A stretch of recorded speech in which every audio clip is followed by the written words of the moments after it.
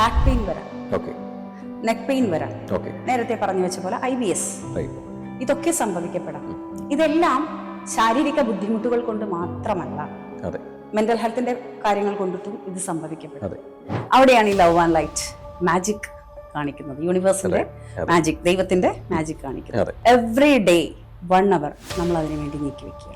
ഇവരുടെ കൂടെ ഞാൻ ഉണ്ടാകും കൗൺസിലിംഗ് സെക്ഷനിൽ. തേർഡ് റിസൾട്ടാണ്.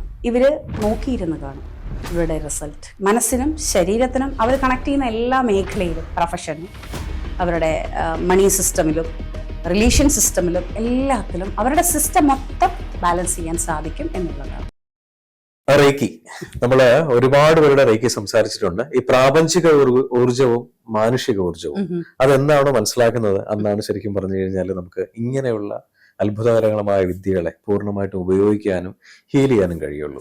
നമ്മളെ സ്വന്തമായിട്ട് പ്രൊട്ടക്ട് ചെയ്യുന്നതിനേക്കാളും അപ്പുറം നമ്മൾ ഒരാളായിട്ട് വേറൊരാളെ പ്രൊട്ടക്ട് ചെയ്യുന്നതാണ് ഏറ്റവും സന്തോഷം. ഒരാൾക്ക് ആരുമില്ല എന്ന് തോന്നുന്ന സമയത്ത് നമ്മുടെ ഒരു കൈ എവിടെ ഉണ്ട് എന്ന് അവർക്ക് തോന്നാൻ പറ്റണം. എങ്ങനെയാണ് റേക്കി ഹീൽ ചെയ്യുന്നത്, അല്ലെങ്കിൽ എന്താണ് റേക്കി ഒന്ന് പറയാമോ? ലവ് ആൻഡ് ലൈറ്റ് എനർജിയാണ് റേക്കി എന്ന് നമ്മൾ ഉദ്ദേശിക്കുന്നത്. അതായത് ഒരാള് സ്നേഹത്തിന്റെ പ്രകാശം ആഗ്രഹിക്കുകയാണെങ്കിൽ, ഞാനൊരു സൈക്കോളജിസ്റ്റ് ആയതുകൊണ്ട് തന്നെ എനിക്ക് അതിനെക്കുറിച്ച് അങ്ങനെയാണ് പറയാൻ തോന്നുന്നത്. ഇരുണ്ട് നിൽക്കുന്ന ഒരവസ്ഥയാണ് മാനസിക സമ്മർദ്ദം അനുഭവിക്കുന്ന അവസ്ഥ. അവിടെ ഒരു ലൈറ്റ് കൊടുക്കാനും ഈ പറയുന്ന കൈത്താങ്ങായിട്ട് നിൽക്കാനും നമുക്ക് സാധിച്ചാൽ അത് തന്നെയല്ലേ ഏറ്റവും വലിയ പുണ്യം. അവിടെയാണ് ഈ ലവ് ആൻഡ് ലൈറ്റ് മാജിക് കാണിക്കുന്നത്, യൂണിവേഴ്സിന്റെ മാജിക്, ദൈവത്തിന്റെ മാജിക് കാണിക്കുന്നത്. എന്റെ ട്രീറ്റ്മെന്റ് രീതിയിൽ ഞാൻ ചെയ്യുന്നത് റേക്കി എങ്ങനെ കണക്ട് ചെയ്യുന്നു എന്നുള്ളത് വിശദമാക്കാം.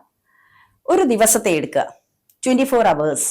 24 hours-നെ നമ്മൾ 3 തരംതിരിക്കാം. Productive life, personal life, rest life. Productive ലൈഫിൽ റിസീവ് ചെയ്യേണ്ട കാര്യങ്ങളാണ്, ഒത്തിരി കാര്യങ്ങൾ നമുക്ക് പഠിക്കാനുണ്ട്. പേഴ്സണൽ ലൈഫിലേക്ക് കടന്നു കഴിയുമ്പോൾ അത് റെസ്പെക്ട് ചെയ്യുക, ബഹുമാനിക്കുക, റിസീവ് ചെയ്ത കാര്യങ്ങളെ ബഹുമാനിക്കുക. അവിടെ ചെന്ന് കഴിയുമ്പോൾ ആ ബഹുമാനത്തിലൂടെ നമുക്ക് റിസൾട്ട് കിട്ടും. റെസ്റ്റ് ലൈഫിൽ ഈ റിസൾട്ടാണ്. നമ്മൾ ഉറങ്ങാൻ കിടക്കുമ്പോഴല്ലേ എപ്പോഴും ഒരു ദിവസത്തെ കാര്യങ്ങൾ മുഴുവനും ചിന്തിക്കുന്നത്. ആ ചിന്തകൾ എവിടെയാ കണക്ട് ചെയ്യുന്നതെന്നറിയോ?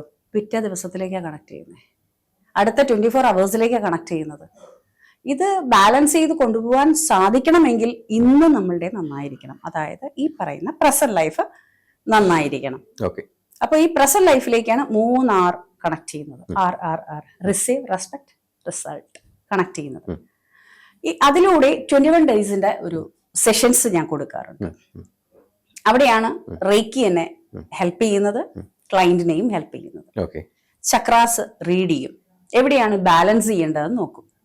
അതിനുശേഷം എന്ത് മെന്റൽ ഹെൽത്തിന്റെ ഏത് സ്റ്റാറ്റസിലൂടെയാണ് ഇവര് കടന്നു പോകുന്നത്, അല്ലെങ്കിൽ ഏത് രീതിയിലുള്ള മെന്റൽ ഹെൽത്ത് ആണ് ഇവർക്ക് വേണ്ടത് എന്നുള്ളത് നമ്മൾ കൊടുക്കുന്നു. അതിനുശേഷം 21 days നീണ്ടു നിൽക്കുന്ന ഈ ഒരു തെറപ്പി സെഷനിൽ ഈ പറയുന്ന 24 hours-നെയാണ് കണക്ട് ചെയ്യുന്നത്.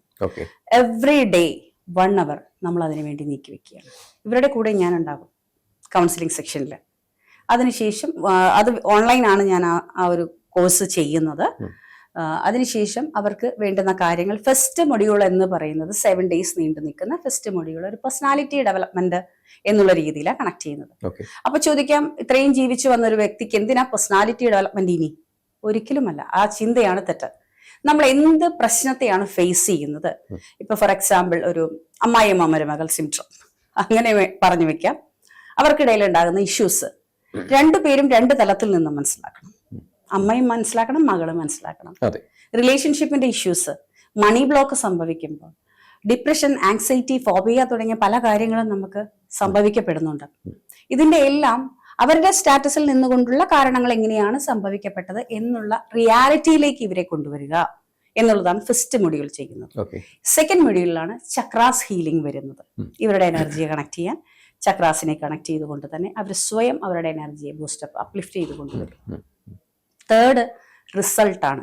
ഇവര് നോക്കിയിരുന്ന് കാണും ഇവരുടെ റിസൾട്ട്, ക്ലയൻസിന്റെ റിസൾട്ട് അവർ തന്നെ നോക്കിയിരുന്ന് മനസ്സിലാക്കും. 3ാമത്തെ സ്റ്റേജിൽ ഞാൻ എന്ത് റിസൾട്ടിലേക്കാണ് ഈ കിടക്കുന്നത്. ഇത് ഒരു 60 days ഇവർ തുടർന്നുകൊണ്ടേയിരിക്കണം.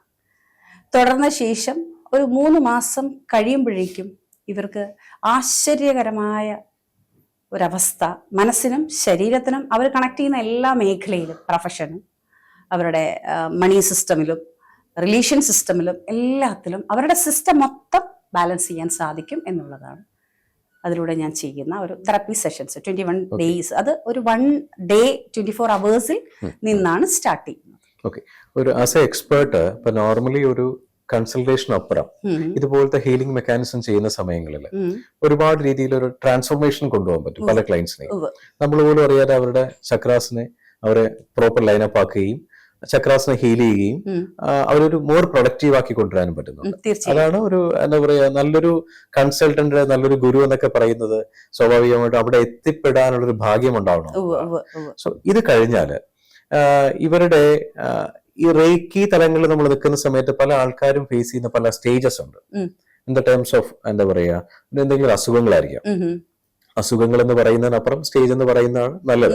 ഇപ്പൊ ഒരു പനി പോലെ അല്ലല്ലോ വരുന്നത്, മേജർ ആയിട്ട് വരുന്ന എന്തെങ്കിലും ഒരു സ്റ്റേജസ് ആണെങ്കിൽ അവിടെ എങ്ങനെ ഹീൽ ചെയ്ത് മാറ്റി കൊടുക്കാറുണ്ടോ? തീർച്ചയായിട്ടും മാറ്റാറുണ്ട്. അതായത് മെന്റൽ ഹെൽത്തിനെ ബാധിക്കുന്ന കാര്യങ്ങൾ നമ്മുടെ ഫിസിക്കൽ ബോഡിയെ ബാക്ക് പെയിൻ വരാം, നെക്ക് പെയിൻ വരാം, നേരത്തെ പറഞ്ഞു വെച്ച പോലെ IBS, ഇതൊക്കെ സംഭവിക്കപ്പെടാം. ഇതെല്ലാം ശാരീരിക ബുദ്ധിമുട്ടുകൾ കൊണ്ട് മാത്രമല്ല, മെന്റൽ ഹെൽത്തിന്റെ കാര്യങ്ങൾ കൊണ്ടിട്ടും ഇത് സംഭവിക്കപ്പെടാം. നമ്മൾ കഴിക്കുന്ന മെഡിസിൻ ഇതിന് റിയാക്ഷൻസ് ചില സമയത്ത് സംഭവിക്കുന്നുണ്ട്. ആ സമയത്താണ് ഈ പറയുന്ന റേക്കി എനർജി ഹെൽപ്പ് ചെയ്യുന്നത്. അത് ഒരു ക്ലയന്റ് എന്ന നിലയ്ക്ക് ഒരു പേഷ്യന്റ് എന്ന് നമ്മൾ പറഞ്ഞു വെക്കേണ്ടി വരും. അവരത് അനുഭവത്തിലൂടെയാണ് ഇതിൽ ഈ സത്യമുണ്ട് എന്ന് മനസ്സിലാക്കുന്നത്. ഓക്കെ, അപ്പോ ഈ പറയുന്ന റേക്കിയിൽ കൂടെ ഈ പറയുന്ന സംഭവങ്ങളെല്ലാം ഓക്കെ, ഇതെല്ലാം നോർമലി എന്താ പറയാ നമ്മൾ കൺസൾട്ട് ചെയ്യുന്നു, അവരെ പൂർണ്ണമായിട്ടും അടുത്ത ലെവലിലേക്ക് കൊണ്ടുവരുന്നു, ഹീൽ ചെയ്യുന്നു. ഹീൽ ചെയ്യുന്നതിനപ്പുറം ഇപ്പൊ നോർമലി ഒരു ഫിനോമിനൽ പ്രൊസീജിയർ ഉണ്ട്. ഞാൻ ഹീൽ ചെയ്ത് കഴിഞ്ഞാൽ ആ അസുഖം എനിക്ക് വരുമോ എന്ന് പേടിച്ച് നിൽക്കുന്ന ഒരു വിഭാഗം ജനതയ്ക്കിടയിലാണ് നമ്മളുള്ളത്, അല്ലെ? ഇപ്പൊ റേക്കി പഠിക്കുന്നു, റേക്കി ഹീലർ ആണ്, റേക്കി മാസ്റ്റർ ആണെന്ന് പറയുമ്പോൾ ഹീൽ ചെയ്ത് കഴിഞ്ഞാൽ അത് എനിക്ക് ട്രാൻസ്ഫോർമേഷൻ കിട്ടുമോ? എന്താണ് മാഡത്തിന്റെ അഭിപ്രായം? നമ്മളുടെ കഴിവിൽ നമുക്ക് കോൺഫിഡൻസ് ഇല്ലേ? 100% ഉണ്ട്. പിന്നെ എന്തിനു പേടിക്കണം? അല്ല, ഇവിടെ ആൾക്കാരുടെ ഡൗട്ട് ഇത് ചാനലായിട്ടാണല്ലോ നമ്മൾ ആക്ട് ചെയ്യുന്നത്. അപ്പൊ സ്വാഭാവികമായിട്ട് ഇത് നമ്മൾ യൂണിവേഴ്സലിലാണ് സമർപ്പിക്കുന്നത്.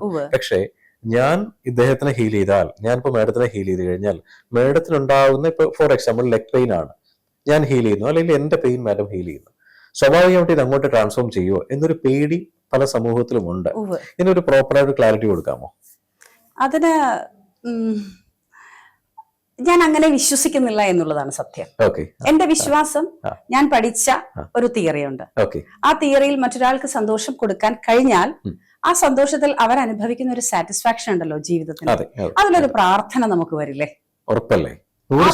അതെ, ആ പ്രാർത്ഥന പോരെ നമ്മൾ വിജയിക്കാൻ. ഉറപ്പല്ലേ? അതാണ് ഞാൻ വിശ്വസിക്കുന്നത്.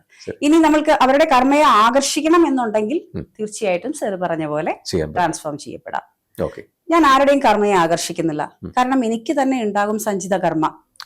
എന്റെ എത്രയോ ലൈഫ് എടുത്ത ശേഷം ഉണ്ടാകുന്ന സഞ്ചിത കർമ്മ, അത് ബാലൻസ് ചെയ്യാനാണ് ഞാൻ ഈ ഇതിൽ വന്നിരിക്കുന്നത്.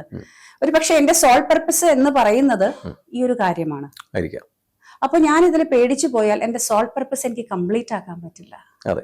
അപ്പൊ ഈ സോൾ പർപ്പസ് കംപ്ലീറ്റ് ആക്കാൻ പറ്റാതെ വന്നാൽ വീണ്ടും നമ്മൾ ജന്മം എടുക്കണം, വീണ്ടും നമുക്ക് ഈ ഒരു ചാനൽ ക്ലിയർ ചെയ്യേണ്ടി വരും. പേടി പാടില്ലല്ലോ. ഇപ്പൊ ഒരു സർജറി ചെയ്യുന്ന ഒരു ഡോക്ടർ, മെഡിസിൻ പഠിക്കുന്ന കുട്ടികൾ പലരും പിൻവാങ്ങാറുണ്ട്, ചിലർ നല്ല രീതിയിൽ പോകാറുമുണ്ട്. ബ്ലഡ് കണ്ടാൽ പേടിക്കുന്ന ഒരാൾക്ക് സർജറി ചെയ്യാൻ പറ്റുമോ? ശരിയാ, വളരെ കറക്റ്റ് ആയിട്ടുള്ള കൺക്ലൂഷൻ ആണ്. എന്തായാലും നല്ലൊരു ഹീലർ ആണ് എന്നുണ്ടെങ്കിൽ, ഒരു എഫക്റ്റീവ് ഹീലർ ആണ് എന്നുണ്ടെങ്കിൽ, പ്രാപഞ്ചിക ഊർജ്ജത്തിനെ പൂർണ്ണമായിട്ടും ഒബ്സർവ് ചെയ്ത് നമ്മുടെ ഫ്രണ്ടിൽ വരുന്ന ആരാണെന്ന് മനസ്സിലാക്കുകയും അവരെ പൂർണ്ണമായിട്ട് നമുക്ക് ഹീൽ ചെയ്ത് മാറ്റി കൊടുക്കാനും കഴിയും. അങ്ങനെ ആകട്ടെ. നന്ദി, നമസ്കാരം. Thank you so much.